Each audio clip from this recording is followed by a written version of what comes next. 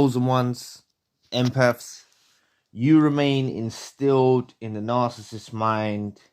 The obsession never dies. Since they met you, their love is obsession. They obsess. They admire you at the beginning. They think you're great. They think you're amazing. They love bomb you. They think you're something so special, and you are something so special. Okay? Later on, their obsession seems to turn into the destruction of us. They want to destroy us. You know, anything we build, they knock it down. They want to destroy us. They want to destroy everything in our vicinity, around us. They want to destroy our whole life, right? But this obsession never dies. It constantly cycles between re-idolization and destruction. You see, after they're long gone and they've gone with new supplies and they're out of your life, they do begin to re-idolize you, and they are curious and fascinate about where you're at. You know? You're a big part of their lives. You are a big part of their lives. A lot of us met these individuals when they were broken, or at least they appeared broken. That was the persona they wanted to choose to try and manipulate some form of supply out of us. They wanted to give off the broken persona, the victim syndrome, acting like a victim, hard done by. Maybe it was true, maybe it wasn't, who knows? We're never going to really truly know what their past was. We're never really going to know what the narcissist was about, but we know, well, we can have an idea, but we've heard so many stories about how they were victims and whatnot. But you see, you are really special. And as an empath and a chosen one, you have a severe impact on the narcissist. A very big impact. That's why it was so intense. You've got to understand why it was so intense, and why afterwards you feel an absence in your life. Even if you were the one that done the cutting off, there's a huge void in your life because there was this depleting entity that was literally feeding off you. So when they're gone, there is a huge void. But they also fill this huge void. And yes, they may fill this void with other supplies, drugs, alcohol, whatever they fill this void with. But there is an absence that occupies their mind. And it is the constant fascination and curiosity of what we're doing, where we're at in our lives. And yes, they can find out so much from us if we are online, if we do have social media. If you don't have social media, then they're just resorting to fantasizing about what you're doing and having a guess, engaging it of how the relationship ended, you know. But they like to keep tabs on all of their previous supplies. All of us. Not just you. There's other supplies as well. But I believe that a narcissist comes into contact with one empath in their life. They're given a chance with an empath. Empaths are rare, right? They're rare. You literally feel others' pain, right? You can empathize with others' pain.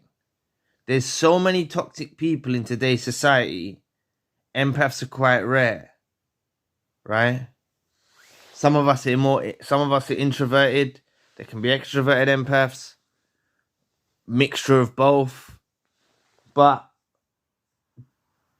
just know that you had a unique touch and a unique stamp that you left on the narcissist's mind. You left a strong impression on them. You know how it feels to be with someone for a number of years and immediately be with someone else? You know, or not immediately, even I felt totally disconnected. I felt like it didn't heal me one bit. I felt like I needed to do some inner work on myself and stop putting so much weight on relationships and like basing my happiness off having a relationship. I broke from that. There's something I was watching and it was saying that the absence of community nowadays, the community like they must have had hundreds of years ago, the absence of community and the absence of God in our lives actually makes us prioritize relationships as it's the be all end all, and that's why we end up settling with dusties, right? None of us are gonna settle with dusties no more.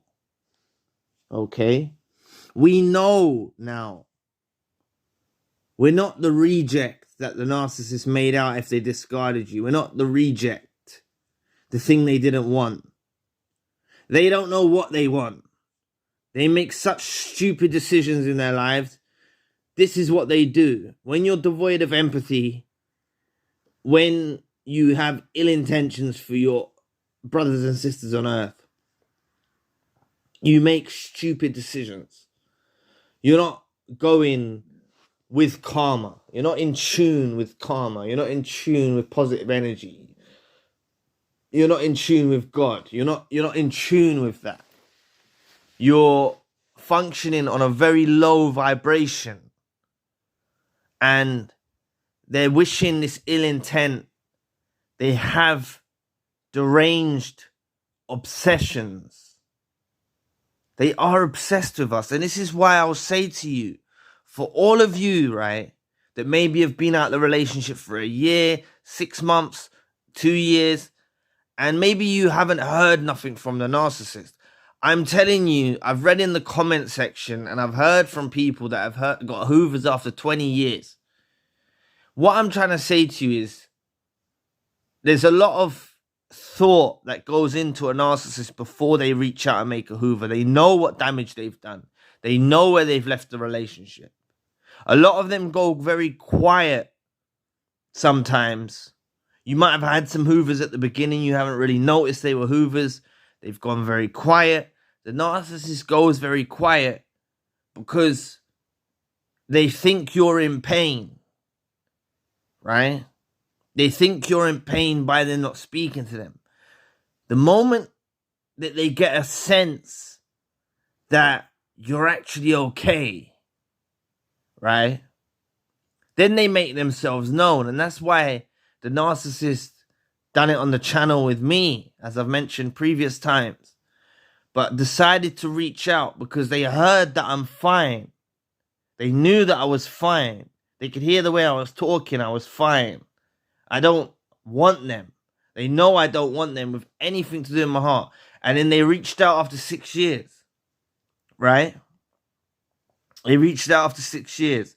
I get weird things on Instagram, weird profiles and stuff like that, wanting to follow me with no posts. And, you know, I don't know if that's them, but this is what they do. They like to keep tabs on their past, and it shows that there's a significant area that is occupied in their mind about you, long into the future. We always act like narcissists are these shallow creatures with no feelings, no remorse, that are able to hurt all these people's lives but not actually be punished in this existence.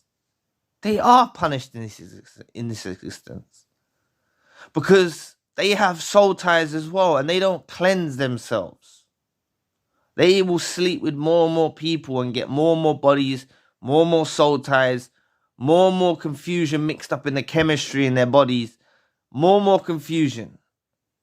And that's why when they've met someone like you who had a significant impact, mixed if this was romantic and you was intimate, There's soul ties involved. You can have soul ties even if you're not intimate, but there's soul ties involved. They don't necessarily get rid of those soul ties. You know, they've left the relationship with no closure. They've ran off into the distance with a new supply. They've tried everything in their power to try and destroy you, make you miserable. But really, they're the one that's miserable. You know? Narcissists will go off and settle down, have children, get married. They'll go to extreme lengths to try and plaster up the cracks of their own existence. But they are preoccupied with many previous suppliers, right? They are preoccupied. It's not just us they're doing it with. You know, they're also messing with another. They may not have the same significant impact that you made to them as the other supplier, but they'll still mess around with the other supplier's life, the one that they know that they can walk back into their life at any time. The difference is with what I want you to be, is I want you to be the one where the narcissist can't just willy-nilly walk back into your life freely, right? That's who I want you to be. If you are not already, I would like you to become that, you know? Because it's actually when you actually disconnect, I believe that this is severing your soul tie. When you fully disconnect, you don't love them anymore. You don't wish harm on them. You don't really, you don't wish evil on them, but you know they're going to face evil anyway. They've got high debts on their head of karma. They've built up a high debt. They are going to face punishment for what they've done in this life. It's inevitable. They're tortured every day in the being that they are themselves. You know, it's not comfortable to be a narcissist and live a life. Their mood's not straight. You know, they're not coherent. They're not there. These narcissists, they're not there psychologically. They're not there spiritually. They're not there physically. They're not there. They're weirdos, right? And this is why this obsession never dies with you, you know. And we hear of these hoovers after many years, right? We hear of these hoovers after many years because narcissists go on with other people and try to fill the void with other people and try to replace you with someone who compares to like you. That's what they go off and do. And it don't work. And eventually they hit that point when they put themselves in the vulnerable position and they do reach out to you. So all of you that haven't had a hoover yet, I guarantee you'll get a hoover. You're going to get a hoover. If you play quiet, if you're making sure that they at least know that they can't, you know, they know to some extent that they can't come back into your life. You know, there's no reason why they can't know that. You know, I know people say it's fueling them, but I wasn't in a position where I could talk. I had police involved, stuff like that. But with what they done to me, and they knew my character and what I thought of the police. Police are there, they do a job, your house gets burgled, you might need to call police. I understand that, but the way I was treated by the police wasn't great, you know. So I don't have high trust in the police. The way I was treated by them wasn't great. But I think the narcissist knows, you know, they didn't realize the severity of it. They might have actually misinterpreted my love and thought that I would see through it and still want them and desire them. But where I didn't continue on after them and I disconnected, I didn't contact them, they ended up reaching out to me. And this is what I'm saying. If you go quiet, I know it's only validation from a narcissist, but when you're able to reject a hoover after you've been treated like trash, it's quite satisfying. When you're actually able to reject a hoover, and I had several hoovers even before that one on the YouTube, back on dating profiles. You know, I used to get hoovers on dating profiles from the narcissist, speaking to me through other accounts and just doing all this weird stuff, because they couldn't openly speak to me. So that's why I'm saying, if you're a narcissist, you can make it clear to your narcissist that you're done. That's an option for you. I always advise just to get out quietly, and if you are already out of it, then count your blessings, but you could make it known, if you wanted to, as a form of closure. And people don't agree with me when I say this. People don't agree with me when I say telling the narcissist, but I feel like sometimes, you could even leave it till they reach out to you. You could even leave it to better at that. Leave it till they reach out to you and reject them. Leave it till they reach out to you and reject them, because they will reach out to you. At some point, they're gonna reach out to you. They're gonna do something on your social media. I was made out to be the worst type of person ever, right? No, well, not the worst type of person ever, but I had a huge smear campaign, and I was made out, and the police were involved, and all of that. And there's restraining orders. We're not meant to talk, and they broke it and got in contact with me. That shows, whatever the narcissist said to you, or they devalued you and discarded you, or whatever happened, or they treated you so badly, reverse discarded you, so you had to cut them off. Whatever they done, it's highly likely that they're gonna contact you again. Because even in my situation, where there was actual physical restraints in place to not speak, to not communicate, which I'm grateful for. I'm glad that happened. That's why they done it to themselves. They cornered themselves in, They cornered themselves in. And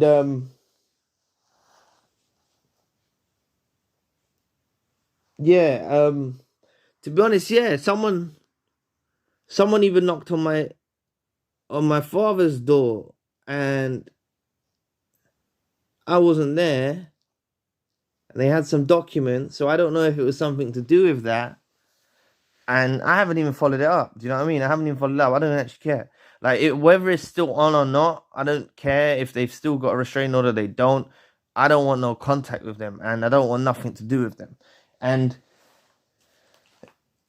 trust me, you remain instilled in a narcissist's mind. If you're an empath and you're a chosen one, you have something about you that the narcissist is absolutely drawn to, right? They're absolutely drawn to it, and they go through crazy amounts of supply to even find someone like you. They did build you up. There was glimpses of it. I know they did. They did boost you up, and it wasn't lies. They were telling you slight truths, little half lies and half truths, and building you up slightly. But they never truly made you aware of the impact you've actually had on them as a person. They never made you truly aware. And this is what I'm saying. The obsession never dies. Whether the narcissist is out there obsessing about you now to cause you some kind of pain, that's what I'm saying. Even the hoover that come on the YouTube, that could have been something just to mess with my head, whatever they was doing it for, but it showed that I'm preoccupied on their minds. The lengths they went to, I made a video about it. I can't remember what it was called, but the lengths they went to in the conversations I was having with them before they revealed it was them, when they was pretending to be a subscriber, the lengths they went to, it took a lot of calculated thought, and they was trying to manipulate my emotions from afar, right? And all I'm saying is, you're on their minds. You're on their minds. You're instilled in their minds. Sorry. You are good. You are kind. You are loving. These are deeply felt emotions.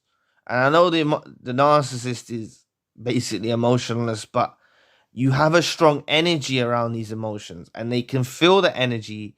They know it's supply. They might look at it as supply, but it's intense. because you were so pure with it, because you were so true with it. It's intense. And this is why you're deeply embedded in their consciousness. And, you know, so many of you have had hoovers. Some of you haven't had hoovers, but it will come. Some of you, it's so fresh for you. It's only just happened. It's been a few months or maybe a year. It's fresh.